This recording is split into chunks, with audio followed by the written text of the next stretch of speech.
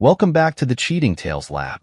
First of all, a huge thank you for helping us reach 5,000 subscribers. Thank you all for your amazing support. To celebrate, we're launching our second channel, Infidelity Tales Lab, where you'll get one-day early access to all our stories plus exclusive, original cheating wife stories you won't find anywhere else. You can subscribe now by clicking the link in the description or the pinned comment, or simply search for Infidelity Tales Lab on YouTube.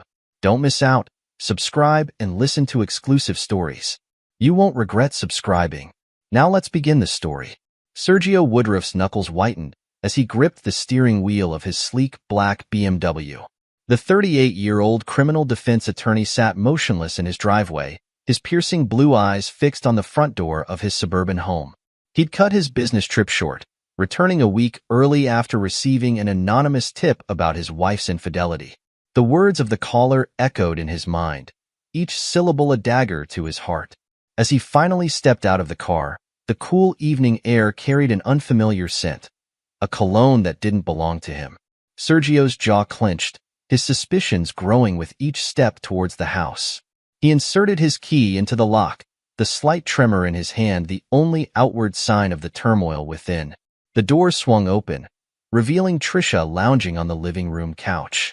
Her eyes, wide with surprise and a flicker of guilt, met his. "Sergio, you're home early," she exclaimed, her voice a pitch too high. Sergio didn't respond. His gaze swept the room, noting the hastily straightened cushions and the lingering scent of that foreign cologne. Without a word, he headed upstairs, his footsteps heavy on the carpeted stairs. The bedroom told the story Trisha's lips wouldn't. Rumpled sheets, hastily smoothed but still bearing the imprint of two bodies. A man's watch on the nightstand, definitely not his. Sergio picked it up, examining it closely. An expensive piece, no doubt belonging to someone who wanted to impress. As he set the watch down, his mind began to race. Years of courtroom experience kicked in, his emotions giving way to cold, calculated thinking. He wouldn't give Trisha the satisfaction of an emotional confrontation. No, he would handle this with the same precision he used to dismantle witnesses on the stand.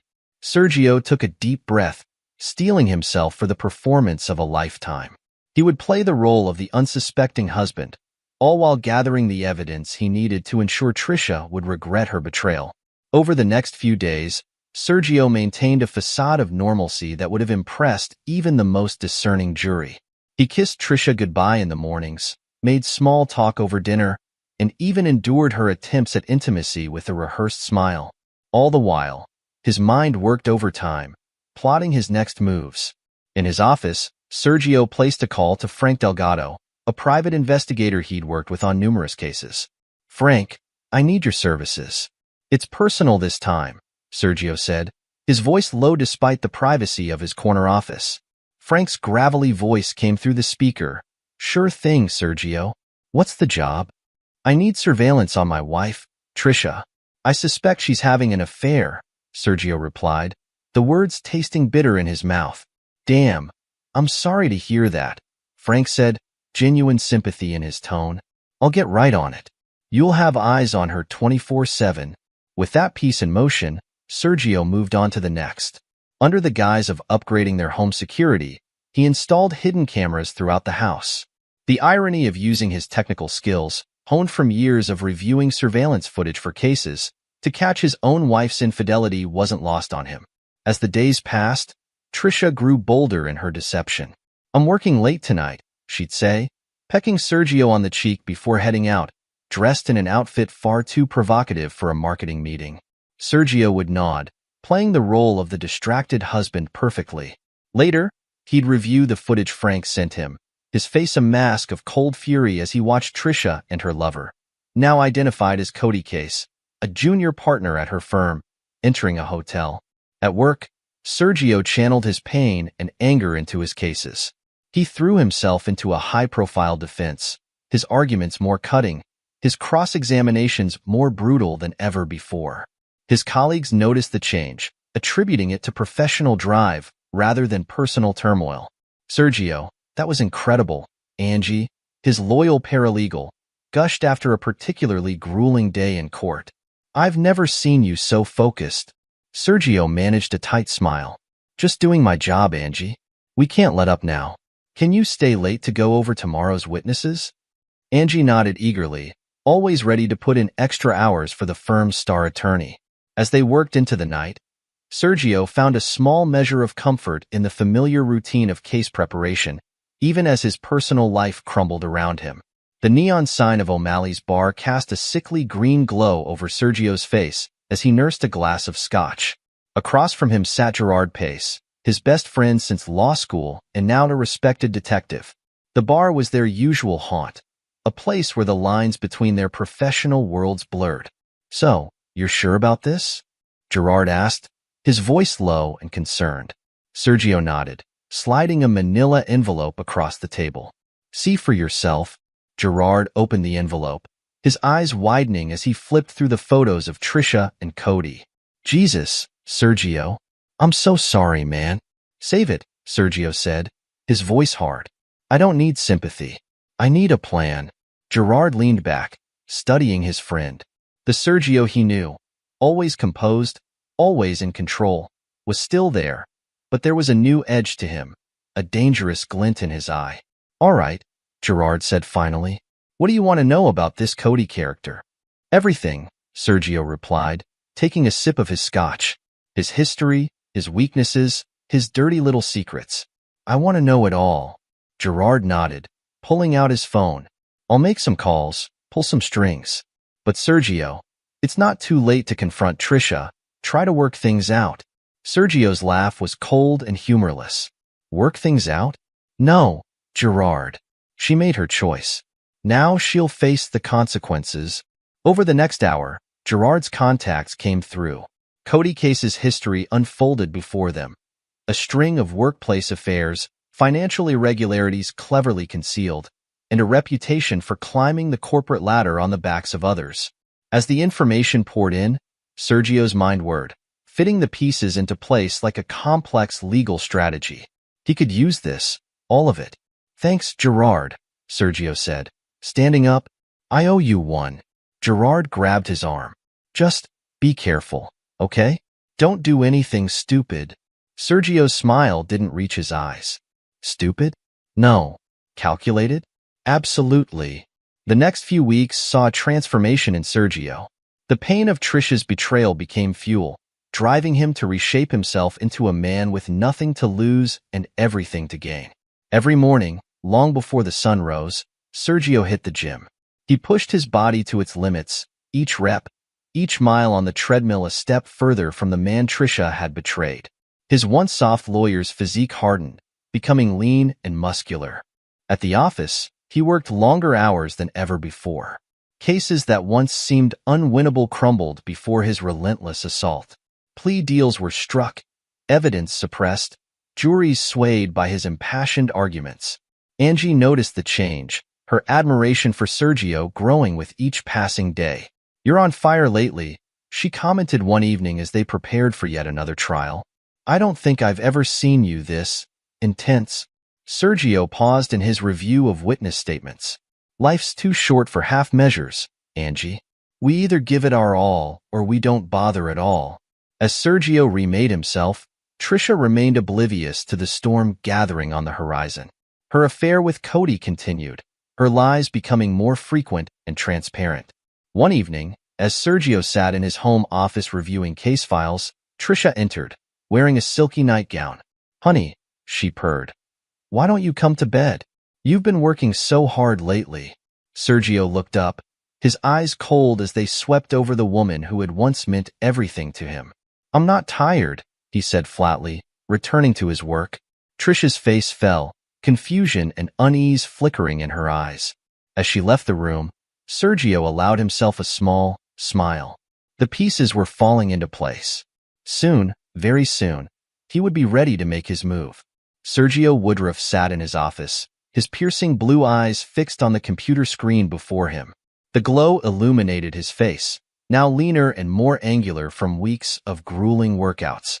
His fingers flew across the keyboard as he methodically emptied the joint accounts he shared with Trisha. He paused, a smile playing on his lips as he watched the numbers dwindle. This was just the beginning. With a few more keystrokes, he initiated the transfer of their assets into accounts only he could access. It wasn't about the money. Sergio had always been the primary breadwinner. This was about control, about cutting off every avenue of comfort Trisha might seek in the aftermath of her betrayal.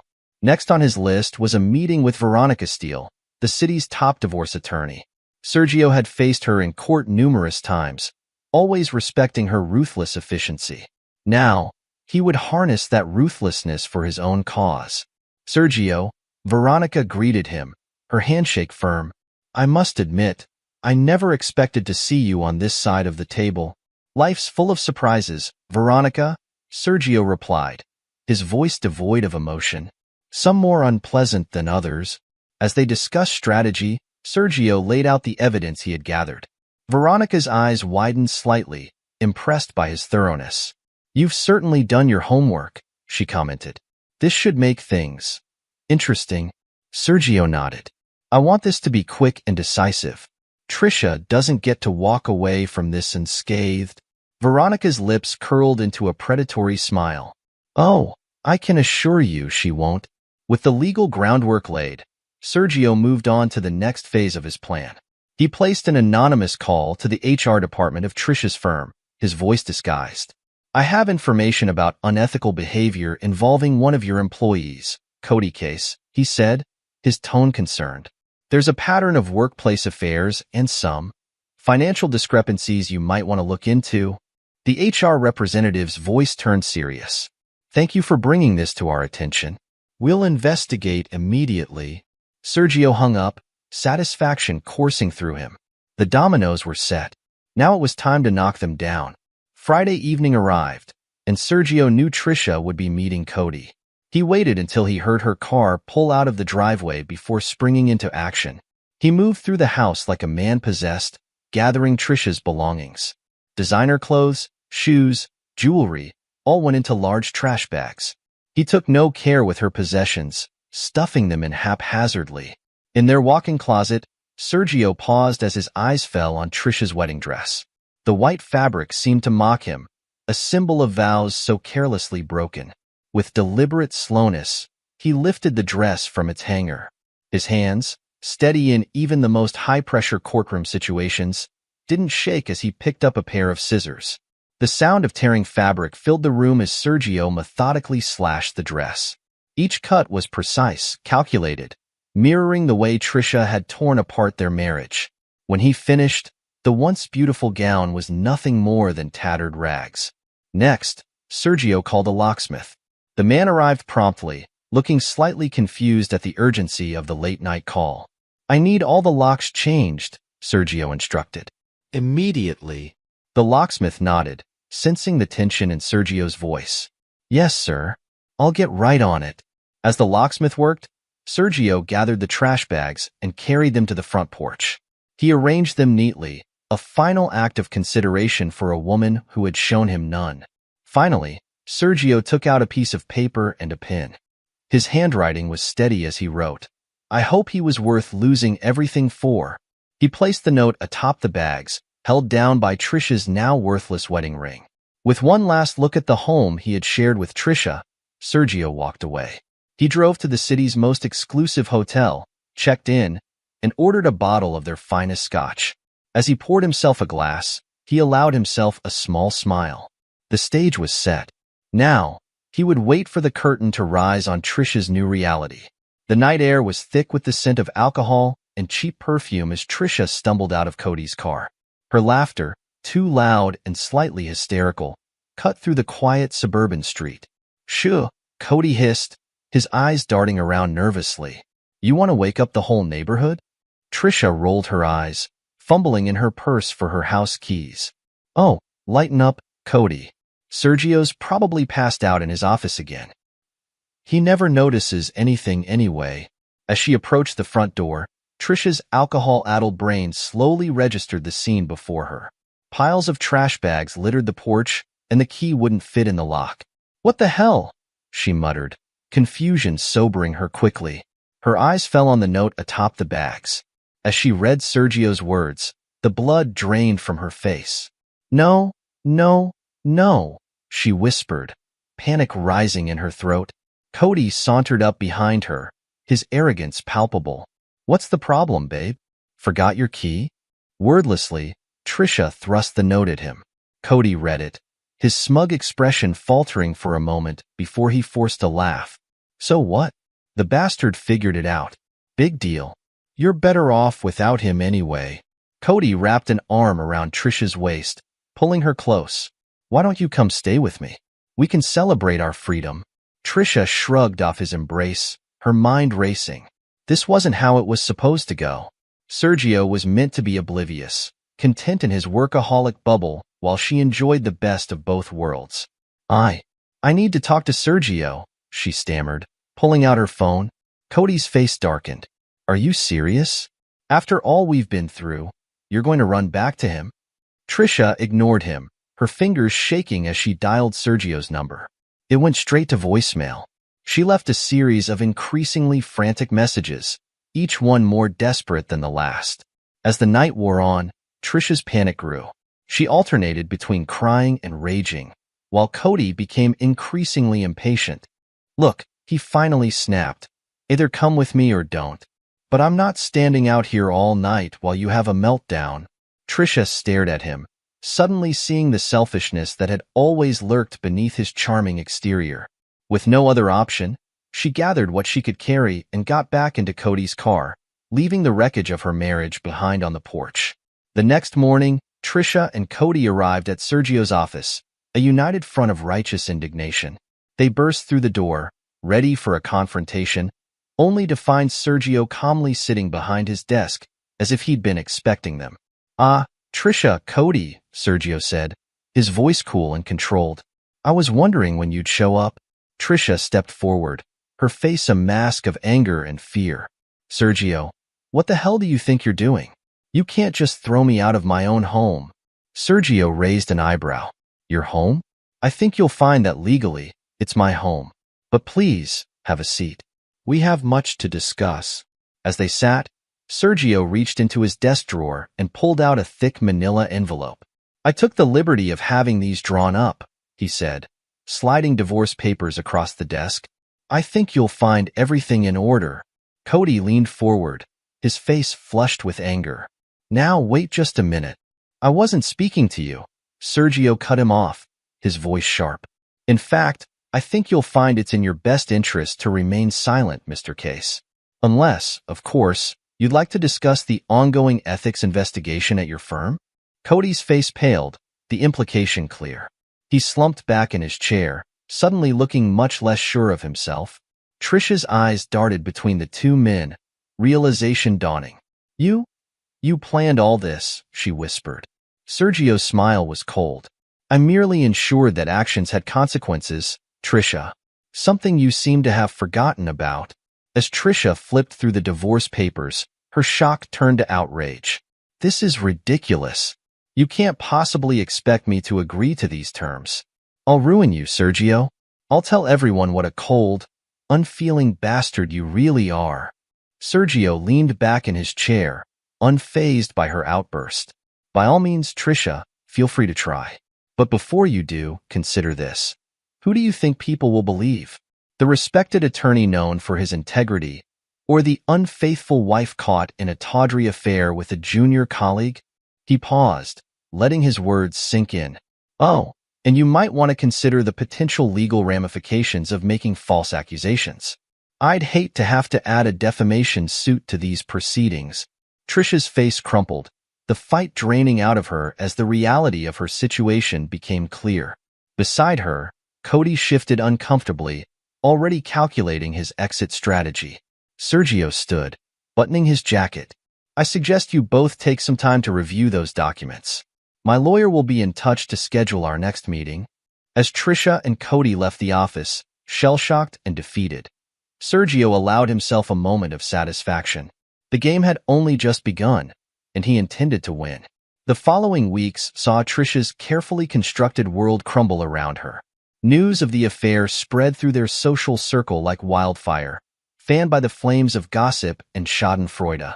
At a charity gala she had once co-chaired, Trisha found herself on the outside looking in. Women who had once fawned over her now turned their backs, whispering behind raised hands. Men who had flirted harmlessly now avoided eye contact, fearful of being associated with her scandal. "I'm so sorry, Trisha," simpered Amanda Whitmore, wife of Sergio's law partner. "But I'm afraid we'll have to ask you to step down from the committee. We have a certain image to maintain, you understand?" Trisha nodded numbly, watching as Amanda glided away to join a group of women who had once been her closest friends. She caught snippets of their conversation. "Can you believe the nerve? Poor Sergio. He deserves so much better." Meanwhile, Cody was facing his own fall from grace. The ethics investigation at their firm had gained momentum, fueled by anonymous tips and suddenly loose-lipped colleagues. "Mr. Case," the head of HR said gravely, "we've uncovered some discrepancies in your expense reports, and there are multiple complaints of inappropriate behavior.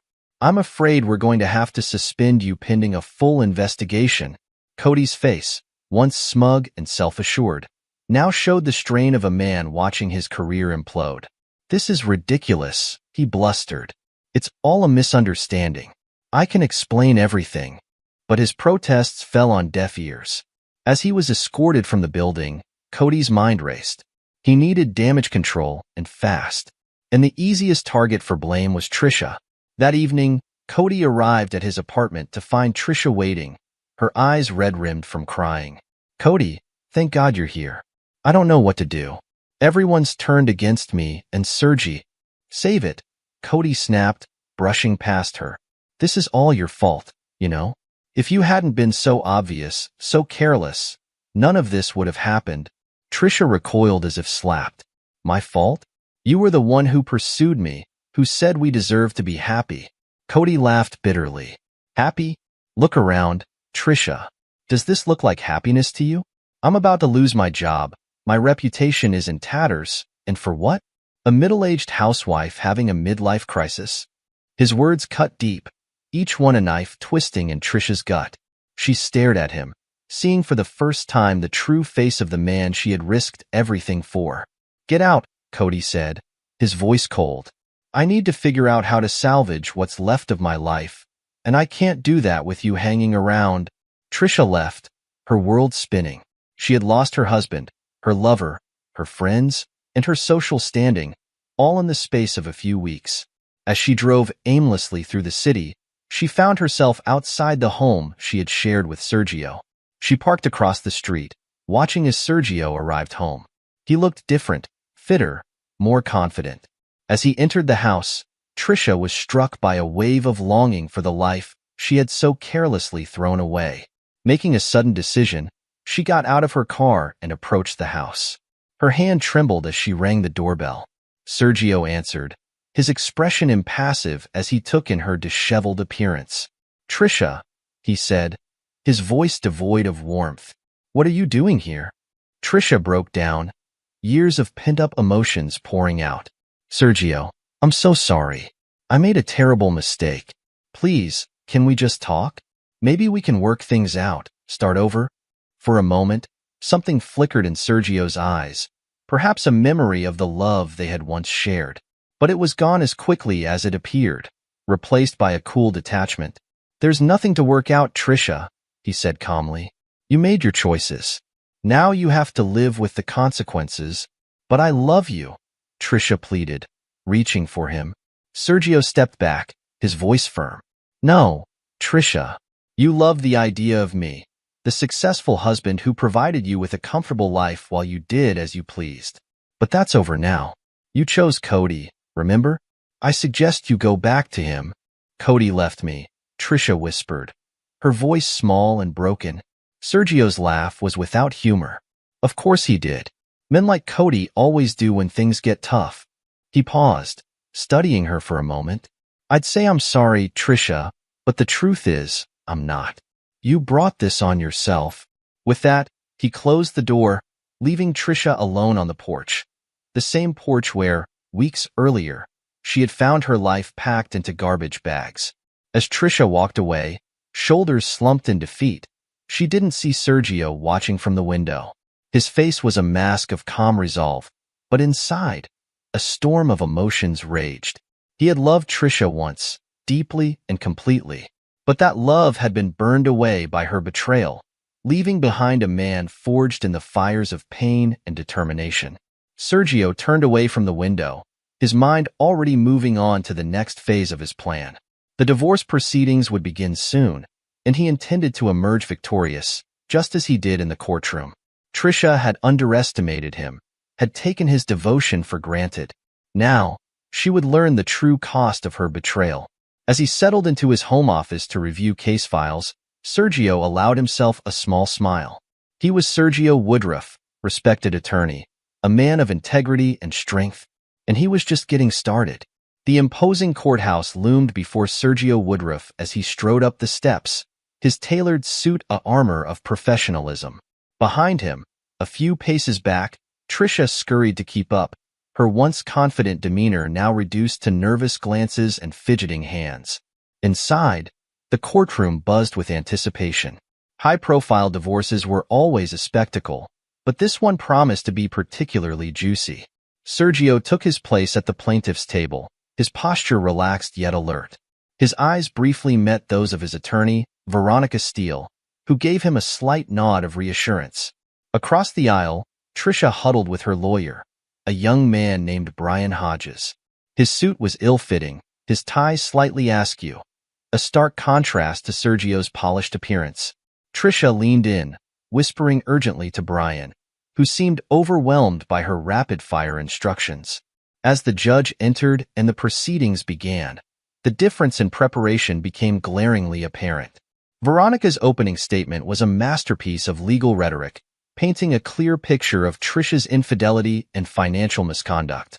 She wove together the evidence Sergio had meticulously gathered, creating a narrative that left little room for sympathy towards Trisha. Brian's rebuttal was weak in comparison. He stumbled over his words, trying to portray Trisha as a victim of a loveless marriage. But his arguments fell flat in the face of the mountain of evidence against her. As the proceedings continued, Trisha's attempts to claim alimony were systematically dismantled. Veronica presented bank statements showing suspicious transfers, credit card bills from lavish hotel stays, and even receipts for expensive gifts, all linked to her affair with Cody. "Your Honor," Veronica said, her voice crisp and confident, "Mrs. Woodruff's claim for alimony is not only unwarranted but insulting. The evidence clearly shows that she has been misappropriating marital funds for her extramarital activities. To award her additional support would be to reward her deceit." Trisha's face reddened, a mix of anger and humiliation. She turned to Brian, hissing, "Do something. Aren't you supposed to be defending me?" Brian shifts uncomfortably, knowing he's outmatched. "Mrs. Woodruff, please. I'm doing my best, but the evidence. I don't want to hear about the evidence." Trisha snapped, loud enough for nearby spectators to hear. "I want you to earn your fee and get me what I deserve." The judge's gavel came down hard. "Mrs. Woodruff, control yourself, or you'll be held in contempt." Trisha slumped back in her chair, shooting daggers at Sergio with her eyes. But Sergio remained impassive, his focus on the proceedings unwavering. The climax of the day came with Cody's testimony. As he took the stand, his usual smug demeanor was replaced by a nervous energy. His eyes darted around the courtroom, refusing to meet Trisha's gaze. Veronica approached him, her smile predatory. "Mr. Case, please tell the court about the nature of your relationship with Mrs. Woodruff." Cody swallowed hard. We had an affair. It started about a year ago." "And who initiated this affair?" Cody's eyes flicked to Trisha, then away. "Trisha did. She was always flirting at the office, suggesting we work late together. One night, she just came on to me." A gasp rippled through the courtroom. Trisha half rose from her seat, her face contorted with rage. "You lying bastard," she shouted. "You pursued me. You said I deserved better than Sergio." The judge's gavel came down again. "Mrs. Woodruff, this is your final warning. One more outburst and you'll be removed from this courtroom." As Trisha sank back into her seat, Cody continued his testimony, painting her as the aggressor in their affair. He detailed how she'd encouraged him to falsify expense reports to cover their trysts, how she promised to leave Sergio for him. With each word, Trisha's case crumbled further. By the time Cody stepped down from the stand, the sympathy in the room was palpable, not for Trisha, but for Sergio, the wronged husband who had endured such betrayal. Throughout it all, Sergio remained a picture of composure. When it was his turn to testify, he spoke clearly and calmly, presenting his side of the story without embellishment or emotional appeal. He didn't need to play for sympathy. The facts spoke for themselves. As the day's proceedings came to a close, the outcome seemed all but certain. Sergio and Veronica exchanged satisfied glances, while Trisha and her lawyer huddled in desperate conversation. Outside the courtroom, reporters clamored for statements.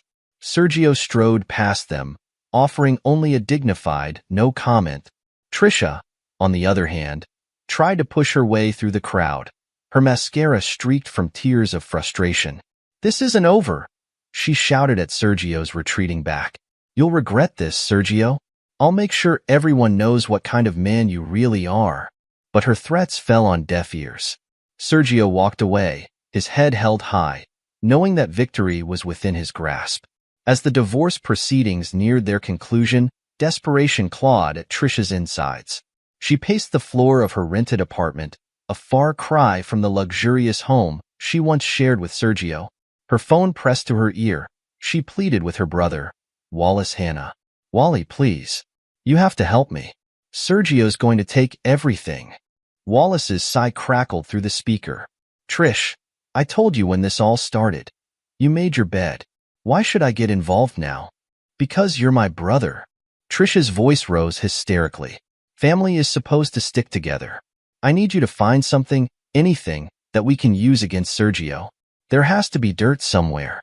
There was a long pause before Wallace responded. "Fine. I'll see what I can dig up.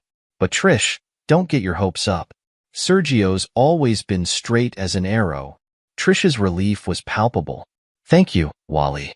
I knew I could count on you." As the days passed, Wallace began his reluctant investigation into Sergio's past. He called old contacts, scoured public records, and even hired a private investigator. But at every turn, he came up empty-handed. Instead of dirt, Wallace uncovered a trail of good deeds. Pro bono work for domestic violence victims, anonymous donations to children's charities, mentoring programs for at-risk youth. With each discovery, Wallace's respect for his former brother-in-law grew. Meanwhile, Trisha's world continued to shrink. Her phone rarely rang anymore, her social media accounts eerily quiet. The few times she ventured out, she was met with cold shoulders and whispered comments.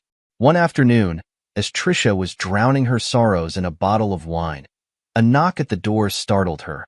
She opened it to find Cody standing there, his appearance a shadow of his former polished self. "Trisha," he said, his voice hoarse. "Can we talk?" She let him in, noting the desperation in his eyes. Cody paced the small living room. "I'm finished, Trisha. The ethics board. They're going to disbar me. I've lost everything." For a moment, Trisha felt a flicker of sympathy. Then she remembered his betrayal in the courtroom, and her heart hardened. "What do you want from me, Cody? In case you haven't noticed, I'm not exactly in a position to help anyone." Cody turned to her, his eyes pleading. "I thought maybe we could try again. Start over somewhere new. We could support each other."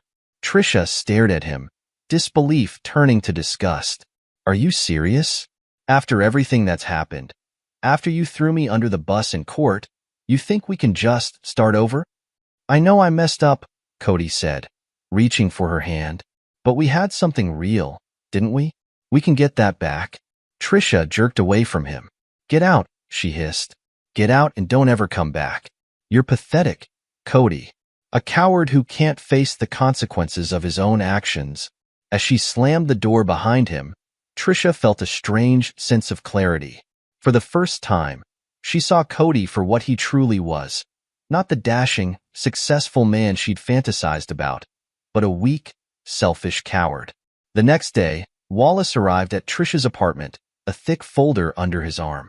His face was grim as he sat across from his sister. "I've got good news and bad news, Trish," he said. "The good news is, I found something. The bad news is, it's not going to help you. In fact, it's probably going to make things worse." Trisha leaned forward, hope and dread warring in her chest. What is it, Wally? What did you find? Wallace opened the folder, spreading out documents on the coffee table. Sergio's been doing pro bono work for a domestic violence shelter. Not just legal aid, but financial support too. He's been using his own money to help victims start new lives. Trisha's face fell. How is that bad news? There has to be an angle we can use, right? Maybe he's embezzling funds or… Stop it, Trish. Wallace cut her off sharply. Just stop. Do you hear yourself? You're talking about trying to smear a man who's dedicating his time and money to helping abuse victims. And for what? Because he had the audacity to stand up for himself when you cheated on him? Trisha recoiled as if slapped. Whose side are you on, Wally? The side of decency, apparently, Wallace retorted. He stood up, gathering the documents. I'm done, Trish. I can't be part of this anymore. You need to take a long, hard look at yourself and the choices you've made. As he headed for the door, Wallace paused. Oh, and one more thing. I found evidence of some assets you've been hiding. Offshore accounts, some creative accounting with your personal expenses. I'm turning it all over to Sergio's lawyer. You can't do that. Trisha shrieked. I'm your sister. Wallace looked at her sadly. Yes, you are. And because you're my sister, I'm going to give you some advice. Accept what's coming, Trish. Take whatever settlement Sergio offers and use it as a chance to start over. Be better. With that, he left, leaving Trisha alone with the realization that she had well and truly lost everything. The courtroom was packed on the day of the final ruling. Sergio sat at the plaintiff's table, as composed as ever in a crisp charcoal suit. Beside him, Veronica Steele radiated confidence. Across the aisle, Trisha slumped in her chair, her appearance a far cry from her once polished self. As the judge entered, a hush fell over the room.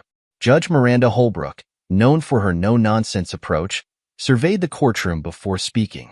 After careful consideration of all evidence presented, this court is ready to issue its ruling in the matter of Woodruff versus Woodruff. Trisha straightened in her seat, a last flicker of hope in her eyes. Sergio remained still, his expression neutral. This court finds overwhelmingly in favor of the plaintiff, Sergio Woodruff. The defendant, Trisha Woodruff, is found to have engaged in marital misconduct through her extramarital affair. Furthermore, her attempts to claim alimony are denied based on evidence of financial misconduct during the marriage. Judge Holbrook continued, detailing the division of assets. With each pronouncement, it became clear that Trisha was being left with little more than she had entered the marriage with.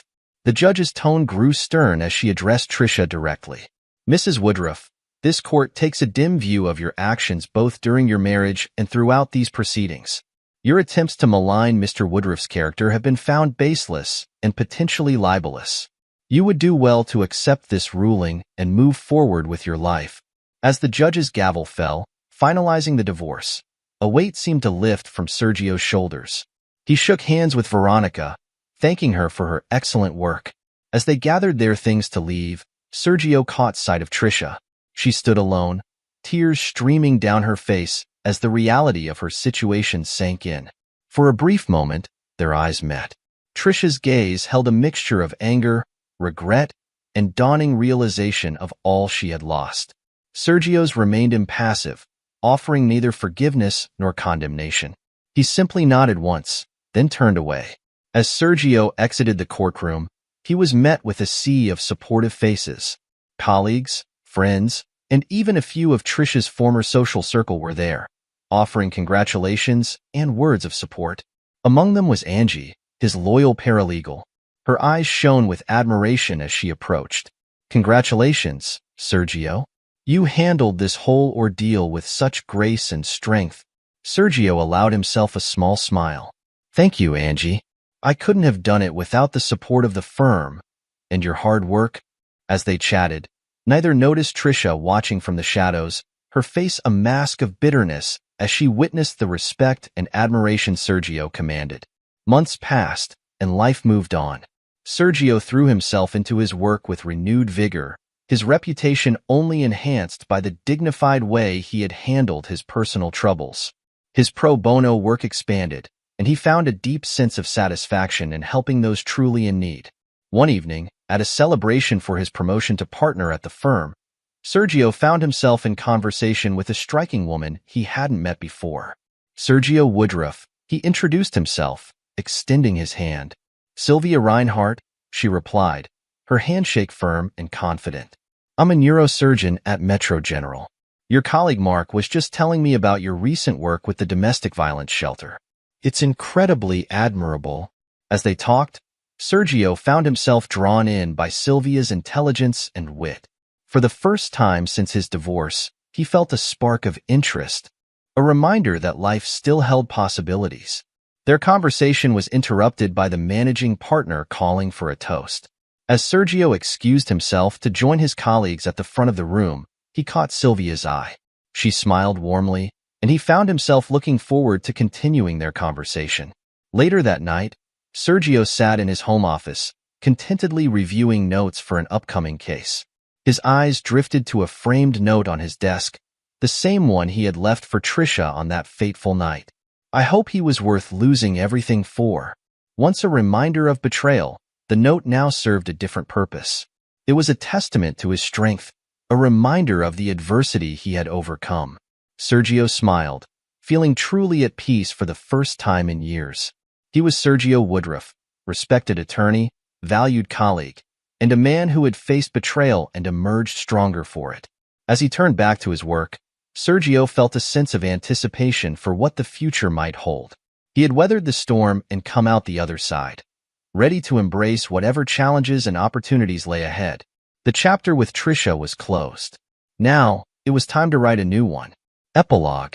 5 years had passed since the dust settled on the Woodruff divorce, and the consequences of that tumultuous period continued to ripple through the lives of all involved. Trisha Woodruff, once the picture of suburban success, now lived in a small, run-down apartment on the outskirts of the city. The meager settlement from her divorce had long since dwindled, frittered away on unsuccessful attempts to recapture her former lifestyle. Her days were spent working as a low-level administrative assistant at a local insurance company, a far cry from her previous role as a marketing executive. The social circle that had once fawned over her now treated her as a cautionary tale. Invitations to galas and charity events, once a staple of her calendar, had dried up entirely. On the rare occasions she ventured to her old haunts, she was met with cold shoulders and not-so-subtle whispers. Trisha's attempts to rebuild her life romantically had been equally unsuccessful. Her reputation preceded her, and any potential partners quickly distanced themselves once they learned of her past. The loneliness of her new reality was a constant, bitter reminder of what she had thrown away. In her darkest moments, Trisha would find herself staring at old photos of her life with Sergio, the weight of her mistakes crushing down on her. She had tried reaching out to him once, a desperate email sent late one night, seeking forgiveness or at least closure. The response, polite but firm in its finality, had made it clear that Sergio had moved on completely. That email remained unopened in her inbox, a digital reminder of the bridges she had burned. Cody Case's fall from grace had been even more dramatic. Disbarred and blacklisted in the corporate world, he had been reduced to working as a telemarketer, his smooth talk now directed at selling dubious products to unsuspecting customers. The confidence that had once oozed from every pore was gone, replaced by a nervous energy that seemed to repel everyone around him. His attempts to reconcile with his family had been met with skepticism and mistrust. His wife, who had stood by him initially, finally left when the full extent of his infidelities and financial misdeeds came to light. She had taken their children and moved across the country, leaving Cody with nothing but supervised visitation rights. Cody's nights were often spent in seedy bars, drowning his sorrows and regaling anyone who would listen with tales of his former glory days. But as the years passed, even those stories began to ring hollow in his own ears. He had become a cautionary tale in legal circles, his name mentioned in ethics classes as an example of how quickly a promising career could be destroyed by poor choices. In stark contrast, Sergio Woodruff's life had continued on an upward trajectory. Now a senior partner at his firm, he had built a reputation as one of the city's most formidable attorneys. His pro bono work with domestic violence victims had expanded into a full-fledged foundation, providing legal aid and support to those in need. Sergio's personal life had blossomed as well. His relationship with Sylvia Reinhardt, the neurosurgeon he had met at his partnership celebration, had deepened over the years. They had married in an intimate ceremony 2 years after their first meeting, their connection built on mutual respect, shared values, and a deep understanding of each other's dedication to their professions. Together, Sergio and Sylvia had become a power couple in the city's philanthropic circles. Their annual charity gala for the Domestic Violence Foundation was the highlight of the social calendar, drawing support from the highest echelons of society. The event was always bittersweet for Sergio, serving as a reminder of how far he had come since the dark days of his divorce. Angie, Sergio's once loyal paralegal, had flourished under his mentorship. With his encouragement, she had pursued her law degree while continuing to work at the firm. Now a junior associate, she was quickly making a name for herself as a sharp and dedicated attorney. The admiration in her eyes when she looked at Sergio had transformed into deep respect and gratitude for the role he had played in her professional development. Gerard Pace, Sergio's detective friend, had risen through the ranks to become chief of detectives. He and Sergio remained close, often collaborating on cases that straddled the line between criminal and civil law. Their friendship, forged in the crucible of Sergio's personal crisis, had only grown stronger over the years. Wallace Hanna, Trisha's brother, had cut ties with his sister after the divorce proceedings. His decision to prioritize integrity over family loyalty had initially been difficult, but as the years passed, he found peace in knowing he had made the right choice. He had channeled the experience into his own personal growth, becoming an advocate for ethical business practices in his industry. As for the framed note that had once sat on Sergio's desk, "I hope he was worth losing everything for," it had long since been retired to a box in the attic. Sergio no longer needed the reminder of his past pain. Instead, his office now displayed photos of his work with the foundation, his wedding to Sylvia, and the various awards he had received for his legal and philanthropic work. One crisp autumn evening, as Sergio and Sylvia strolled hand in hand through the park near their home, they passed a bench where a solitary figure sat hunched over. It was Trisha, though the years had not been kind to her. For a moment, Sergio felt a flicker of an emotion he couldn't quite name. Not regret or longing, but perhaps a quiet acknowledgement of the strange twists of fate. Sylvia squeezed his hand, bringing him back to the present. As they continued their walk, Sergio reflected on the journey that had brought him to this point.